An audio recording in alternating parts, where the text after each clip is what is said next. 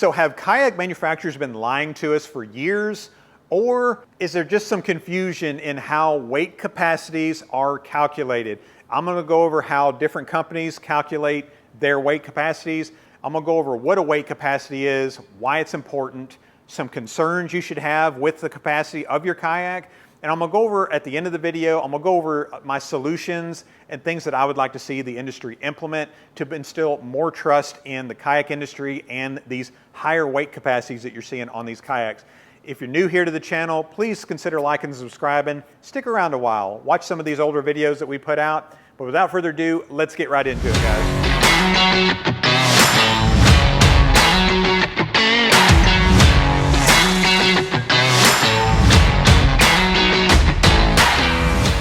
Okay, so I'm just going to start this off. I'm just going to talk about just the generalization. What is weight capacity? So weight capacity is just the maximum amount of weight that you can safely operate your watercraft, but there's some differences in there from manufacturer A, B, C, so on and so forth. And I'll get into how weight capacity is calculated with different companies here in a little bit, but just talking about weight capacity, it's that safe weight that you can add to the kayak and still either float, perform on the water as far as paddle, pedal, or power, so on and so forth. So in a nutshell, that's essentially what you're looking at when you're looking at a boat's weight capacity. Okay, so next I'm going to get into how is weight capacity calculated, and this is where things get a little confusing and the water gets a little muddy here. So calculated weight capacity, that's kind of the big secret of the industry, and it's been a long time frustration with the kayak industry is the weight capacity. So weight capacity is typically going to be calculated in two fundamental ways. One being the point in which a kayak can be loaded down and still perform the way it's intended to, and another way is the weight that can be added to the kayak where water starts to rise through the scupper holes. Now, I would argue that the latter, with the scupper holes, water coming up through it, that is the point in which the boat is sinking. And to me, you are overloaded at that point instead of saying, okay, this is the limit when water is actually coming into the boat with you. To me, not the most honest way to do it. But there's no real documentation, there's no real literature about how they came to that figure. And essentially, some manufacturers have just been guessing for years, whether they look at a kayak that is similar in that market. So this company makes a 12-foot kayak, fishing kayak that weighs this much. We're going to make a 12-foot kayak that weighs similar. We're going to put the weight capacity a little bit, maybe the same, maybe up it by 50 pounds. And that's essentially what's been happening in the industry for years. And the longer and the more popular that fishing kayaks have gotten in the industry, the more the need to market these huge weight capacities becomes.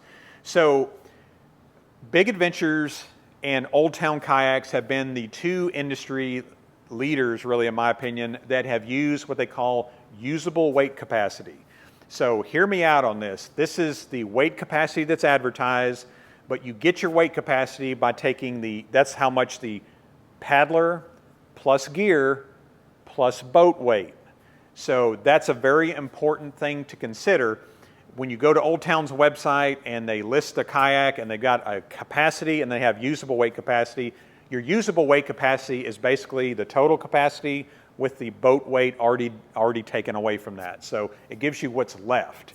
So many of you that may not like that feature have probably been using that same system for years and not known it. So we've all heard the 80-20 rule or the 75-25 rule. So if you got a capacity of 400 pounds, it's pretty common knowledge that you probably don't want to go above 325, 350. You want to leave a good buffer.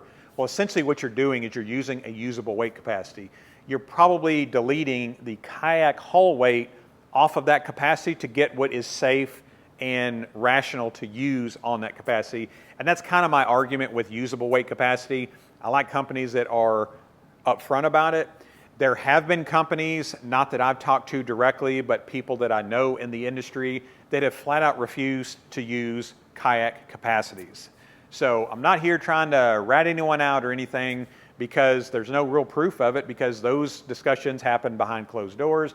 But just know that Marketing and weight capacities have been at the forefront of kayak fishing for really the last several years. Capacities are going up, kayak weights are going up, and it's really important to discuss capacity and what it means to you. So that's how they're kind of calculated. Another outlier really is NuCanoe. So NuCanoe does two different capacities on their kayaks. They do self-bailing, which is completely open, no scupper plugs in, and they do a plugged or a non-self-bailing capacity. So take the NuCanoe Unlimited. The NuCanoe Unlimited, when you ask people what the capacity is, they're always going to tell you it's 650 pounds. Well, it's actually not. So 450 pounds is actually the NuCanoe Unlimited weight capacity.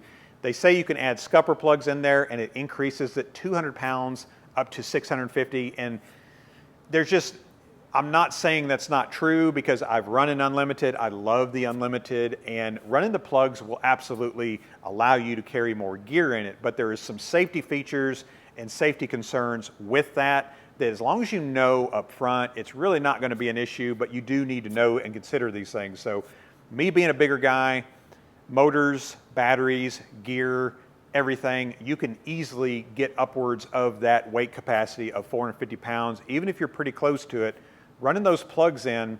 So say you're on a busy lake, say it's Memorial Weekend, and you get a boat just zip by you and it throws water, throw some wake, you'll get some water over the bow or the side, and that water is going to collect in your kayak. Well, not thinking about it, you're thinking, okay, I can just take this scupper plug, I can lift it out and then allow it to drain. Well, if you're already past that capacity, you run the danger of bringing more water into there. All of your other scupper plugs or all of your other scupper holes are plugged up already, and essentially that kayak can start retaining water while weighting it down more, and you can start the sinking process there. So keep that in mind when you're thinking about these capacities of these manufacturers. Okay, so next I'm going to get into what's the importance of knowing your proper weight capacity. So the importance of it, first and foremost, just the most important thing is safety. It's a safety issue. You want, and I promise you, none of these manufacturers want you to go out and be unsafe on their kayaks, but safety, it is a safety concern. So if you're thinking you can load a kayak up with 400, 400 or 500 pounds, and it's really not what you're thinking it is, and you're out there on open water, you're out there a long ways from land, and you run into a problem, say you get a small leak, say there's a little, maybe a factory defect that through no fault of anybody, just human error, it happens, you can be in some real trouble there. You can be losing thousands of dollars worth of gear, motors, battery, fishing gear, electronics, the whole works, and you can be in some serious trouble yourself being out there on open water. Obviously, hopefully you're wearing your PFD. It is something that nobody wants to be part of. It's something that a lot of people, whether it's content creators like me here or people out there that have been fishing for years, everybody's kind of had that holy crap moment where maybe they were taking some water in, maybe they started seeing something happening there, and if you're loaded down on your weight capacity, you can really accelerate that process. So something to consider there as well. Another thing to consider with weight capacity, in addition to safety, your capability. How capable are you going to be the closer you get to that capacity? While you may still be able to maneuver a kayak around, adding, the closer you get to that capacity, you're going to be sitting lower in the water. You're not going to draft through the water as quickly. You're going to be a lot less efficient. And it's going to feel like you've got that big backpack full of weight on you. So whether you're pedal drive or paddling, it is something to consider. The capability, the closer you get to that capacity, is going to be, you're going to start to see those diminishing returns on your performance there. And the need for a higher weight capacity is it's going to make a heavier kayak. And a lot of people, especially with iCast here recently, it's kind of dug up the old conversation where bass boat versus kayak. Is it a boat? Is it a kayak? Well, the need for capacity is real. We want to take our friend with us. We want to take a lot of gear. We want to have that capacity to add more to the kayak. And there's nothing wrong with that, of course, because I like having motors on a kayak. I like having electronics. I like doing everything. So that is going to give you the reason to have a heavier kayak, because the companies that are doing these kayaks, they're simply making what the market dictates for them. So People want more capacity, they're going to make more capacity. Making more capacity, you're going to need more volume on those kayaks, and that's essentially going to add a ton of weight. So in gear track, in plastic, and that capacity, making that deck a little lower to have that kayak sit up a little higher, that's all going to, and reinforcing it, because not only are, people getting bigger, is you're putting more gear on it, you're going to need some reinforcement on that decking, which is, again, more plastic, foam blocking, things, so on and so forth. So the biggest thing with the weight capacities, and it really kind of makes you understand the limitations of your kayak. So knowing what that capacity is, obviously if you've got a 700 or 800 pound capacity, and it's coming, guys. So, big capacities are going to give you bigger boats, but also it's going to limit you. Maybe performance may not be as big of an issue to you as maybe stability, but the less performance you get, the more you're going to miss it. I promise you on that, especially with your motors there. So my biggest complaint with with weight capacities and how they're done, there's no standardized process. And I'm not a big believer in more legislation or anything, but I would like to see the industry, just in my personal opinion, maybe a Coast Guard weight capacity, a standard weight capacity, have an organization come up with a standard process and have these kayak companies adopt that process. So the process is the same, and then that would allow people like me, like Chad Hoover, like a lot of these guys out here, to test these. Because if somebody's not being honest with you and we're all supposed to be using the same process, obviously it's not going to be a law or anything, but people are going to support companies that do that, in my opinion, the right way with their money, and that's going to force the industry to change and to pivot.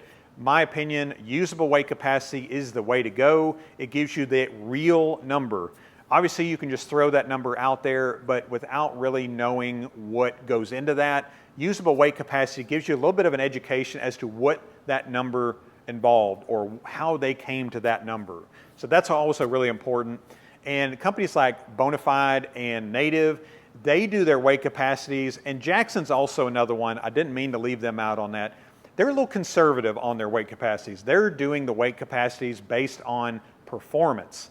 So water's not coming up into the boat, but you can feel a significant performance depletion in that load. That is their capacity. So that gives you a little bit of that room still. So yes, Native and Bonafide and Old Town are taking that weight of the boat off of their total capacity, but you're still getting a conservative number that you don't have to, it's not that hard line. In other words, if you go 5 pounds over it, you're not going to be sinking to the bottom. So, but also keeping that in mind, I think that is a responsible way to do it, in my opinion. Again, this is just me talking here, and this is me doing research over the last really 2 years, hardcore on that, talking to people that have been in the industry, that are still in the industry, and even designers on what goes into the designing and how to get those weight capacities. So guys, I hope you've enjoyed my soapbox here this evening. Again, forcing these companies to do that, really the power is in you. So where you spend your money, where you support it, maybe you don't like the usable weight capacity. Maybe you just want that number out there and you want to trust that number. Supporting that with your buying power is the best way to do it, but also letting these companies know, letting the retailers know how, and it's a good question to ask also if you're coming onto the sales floor with someone like me or your local paddle shop. How is that weight capacity figured out, or do they know? Because honestly, I manage a large kayak retail shop. I don't know half of where the numbers come from on a brand like a Perception or a Pelican or Lifetime or any of that. There's no accountability on that, unfortunately. So anyways, guys, thank you so much for watching the video. Thank you so much for liking and subscribing, and we will see you on the next video, guys. Thank you.